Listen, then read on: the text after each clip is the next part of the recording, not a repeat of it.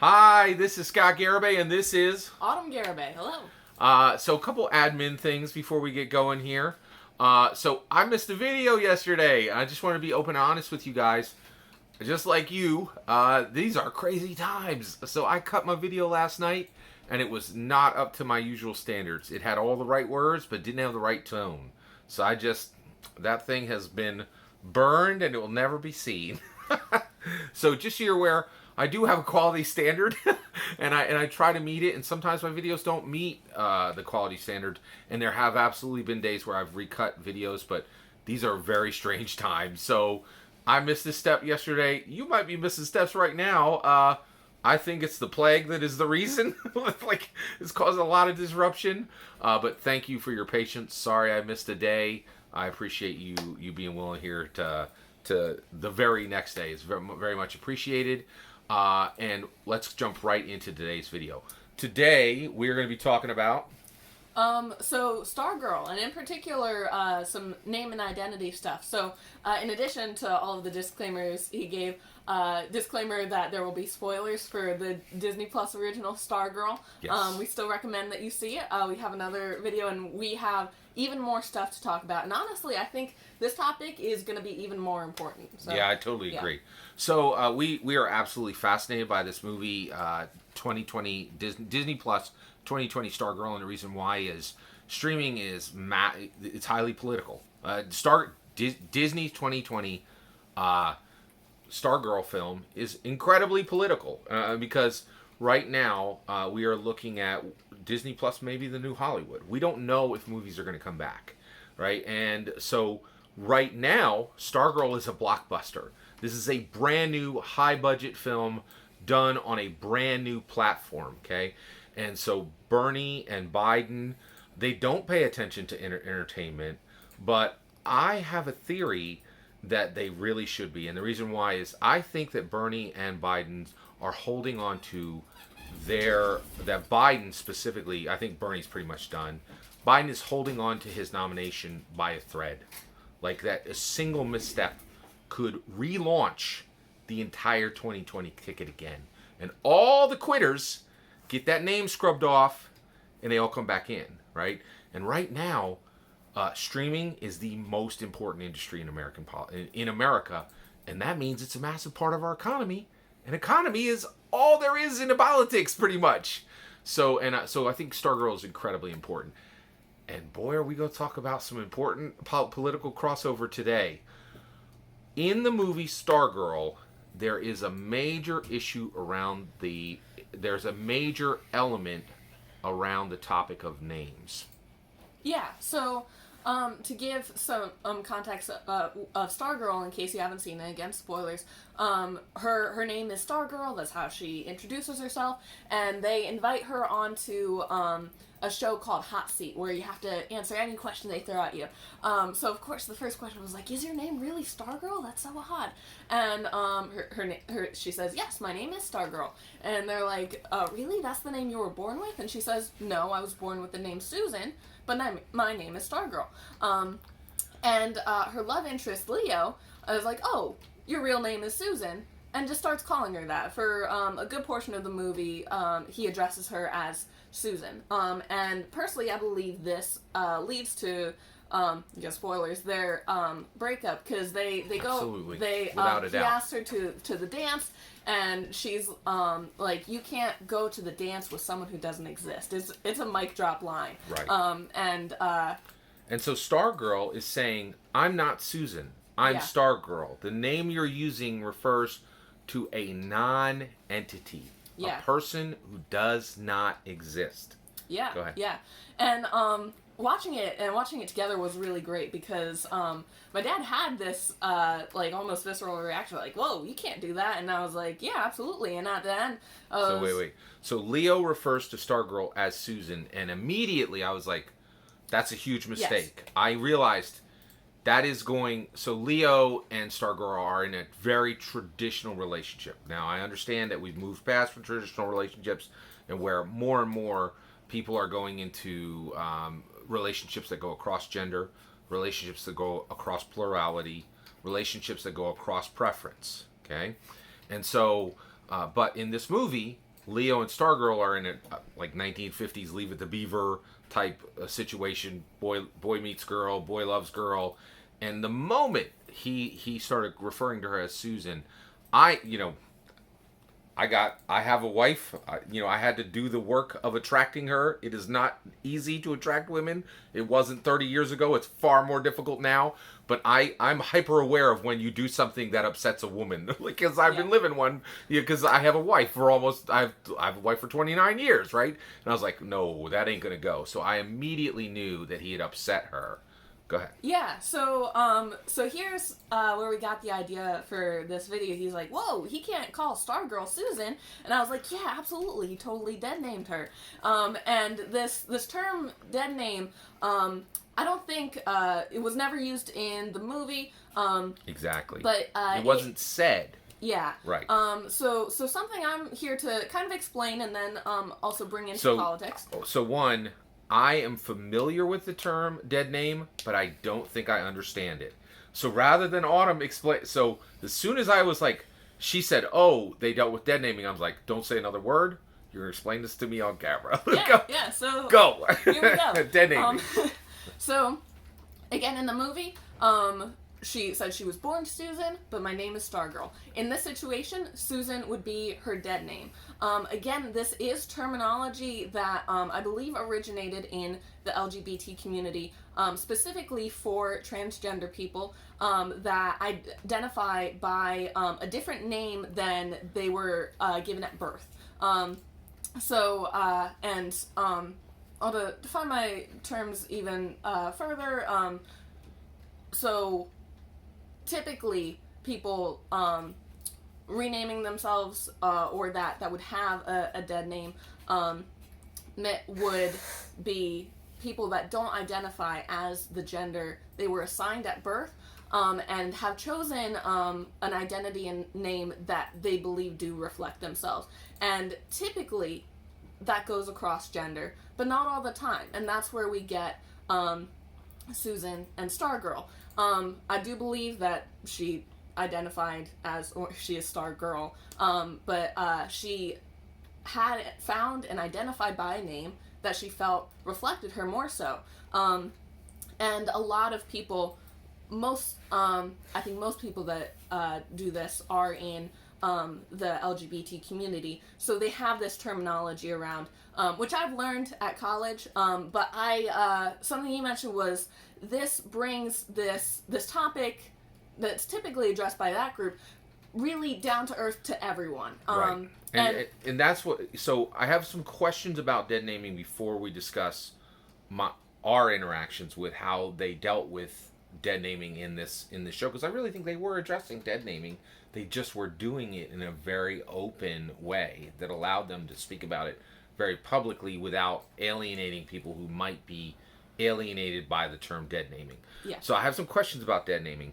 So you're saying that dead naming is just more previously it was more often used by people who were transitioning to a new gender? Is that where it was probably seen the most and the earliest?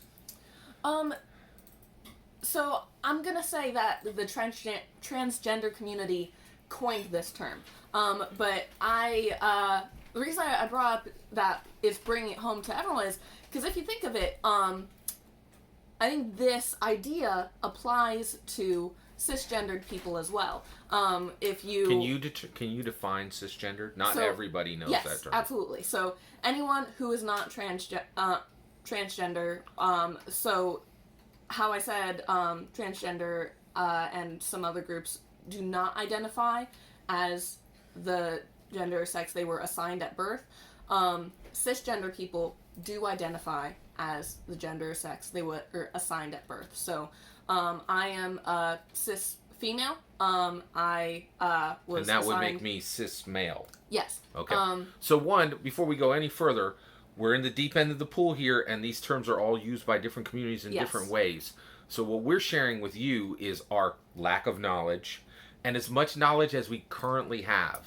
Yeah. I'm convinced a year from now, Autumn will understand this better, and even a year from now, I will understand it better, but neither one of us have an exhaustive knowledge of these things, and there are people who can explain it even better on the internet. They're not that hard to find. But the reality is, the only reason we're talking about it here is we interacted with this film, and this film is right in the middle of our American politics, right? So I thought this was a really interesting way to explore this, and so I'm trying to learn more about this, and it was very clear that transgender, LGBTQ, clearly were more in the forefront of the 2020 U.S. presidential primary race than in any primary race in history, because of Pete Buttigieg alone, I think. So, absolutely, this is part of our politics. So with that said, go ahead. And I'll jump onto that as well. Am I wrong? Do you think maybe it wasn't the most open? Go ahead. I'm sorry.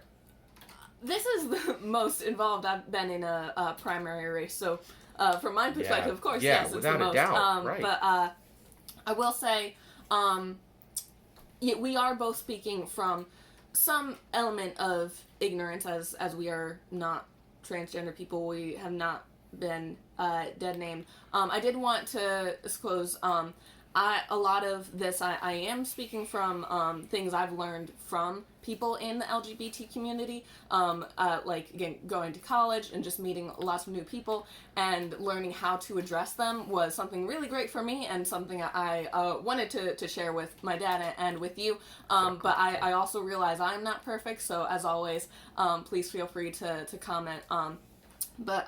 So yeah, thank you for addressing that as well. Yeah. Okay, so basically, thank you for answering that question. So I think that Stargirl it is really fascinating because it raises this issue. So my interaction with this was, when I watched this movie, I understood dead naming in a way I'd never before. Yeah. Because as soon as I heard Leo call Stargirl Susan, I was like, that is not her name, right? Now, that was not the name she was given at birth. And previously, I was like, oh, well, if your name is given to you at birth, that's your name, right?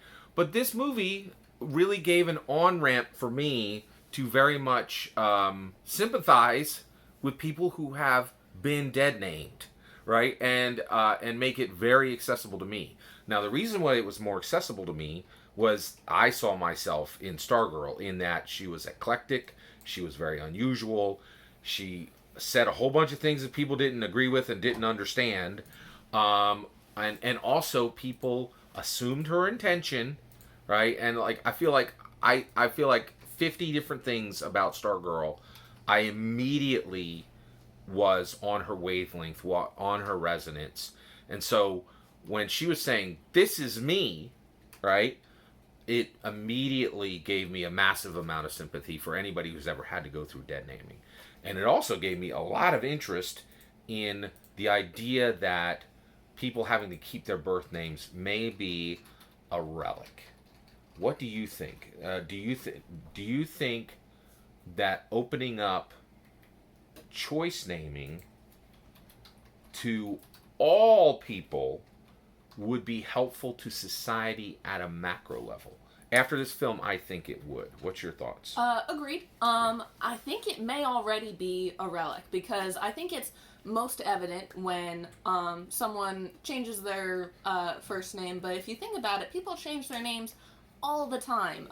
Most women, when they get married, will change their last name to their and when you're changing your name, something notices you don't just have to change your last name. You can change your first and middle, and we've even talked about it with me to avoid some embarrassing initials, like if I were to marry wrong. Yeah. But this really made me think of all the ways anyone are in any way dead named, and I think it is most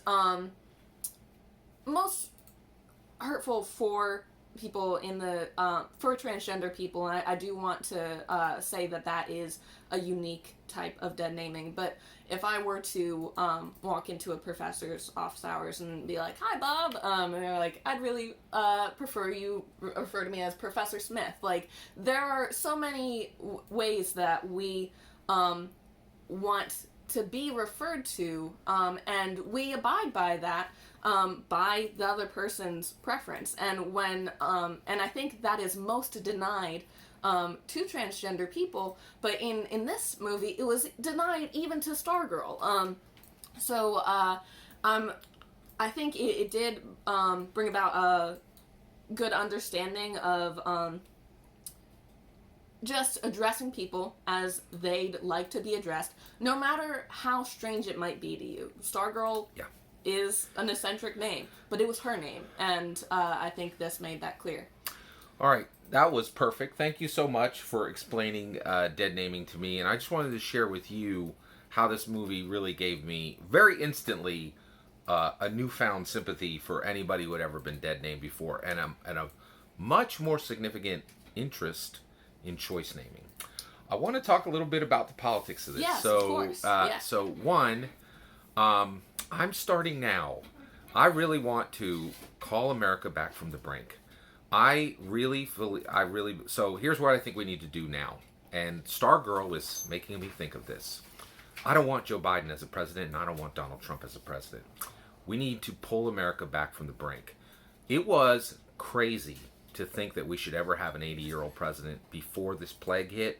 The idea that we are still entertaining this idea is ludicrous.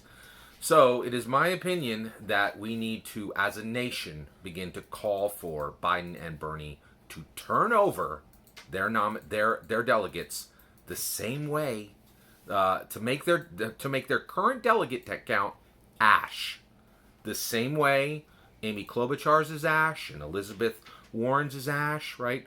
Just drop out, okay? And when that happens, I want all the quitters, I want that filed off, right?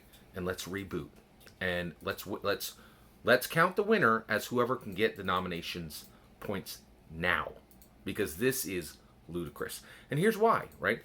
I would like the candidate who's going to be president to offer choice naming as a national option. National. And since I'm in tech, I know what that means. That means you need a unique identifier.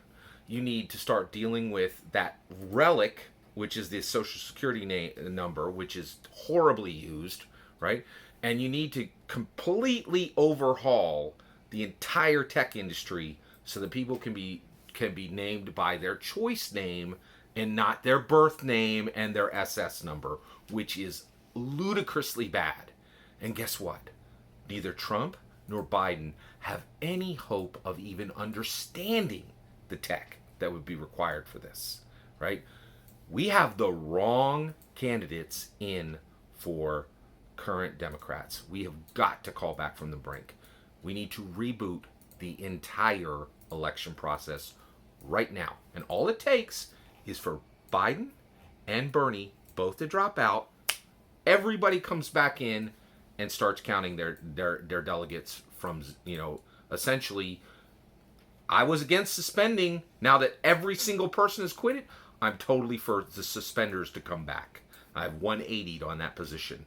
And the only people who really, really need to quit and not suspend, but full out quit, are Biden and Bernie. And the reason why is we need changes like this, like choice naming, but we're not going to get them with an 80 to 86-year-old president. They have no ability to even understand the elements that are required here, because they came up in an era that these topics were alien to them. That's my take. What do you think? Yeah, so I'll address that, but my first thought in its relation to politics is also with Biden and Sanders.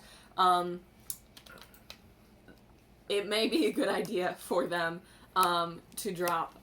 If not, then to be just so extremely careful, because as I've been watching these two, it's very grating every time I just see like a flub or them misspeak. And in talking about names and identity, I could, and for people who grew up in an age that may not have been as familiar with identity issues surrounding this, I could definitely see them making some flub that a lot of people would just be like, oh, he misspoke. But I think they both need to watch Stargirl and realize how impactful dead naming is. So exactly. Not it's that massive. Yeah. Yeah, I haven't noticed either of them do it yet. I am just speaking into the future. They've misspoken before. If they misspeak in this way, it could be catastrophic. Yeah, absolutely. Yeah, game ender. So, yeah. So now speaking to bringing the suspenders back, especially someone that would advocate not only for the LGBT community but for us all, and making changes that they've brought up, because identity on some level is really an issue for all of us, and so with that was quite the statement. I believe that bringing them back, opening up again, is likely a good idea and might have to happen. Seeing how the rest of this year plays out. I particularly with this idea of choice name. May I ask you to clarify about that, because right now it's not illegal. Like not that it would, but so you were talking particularly about tech and the issues it raises with that, but in their political sphere, as I said, right now, people can and do legally change their name. Do you think that needs to be made even easier, or that process needs to be changed, or could you clarify your opinion on that? Absolutely. So you are a millennial, and I am a Gen Xer. And you just answered a question that would take us an hour to answer. What do you guys think are the possibilities that somebody who's 80 to 86 years old could possibly deal with any of these issues? It's virtually none. It's virtually, we're praying they can get through speeches. The idea that any of these three people, a decade past their retirement age, are going to be able to walk us through a plague state, it's not going to happen. So I would love to dig into that, but we just don't have time. We do definitely want to very much thank all of you for exploring this massive topic with us. And if anybody does have a good answer to Autumn's question, put it down below. 63% of that was my opinion, and 37% of it was Autumn's. Thank you for watching. Please consider liking and subscribing, and have a wonderful millennium.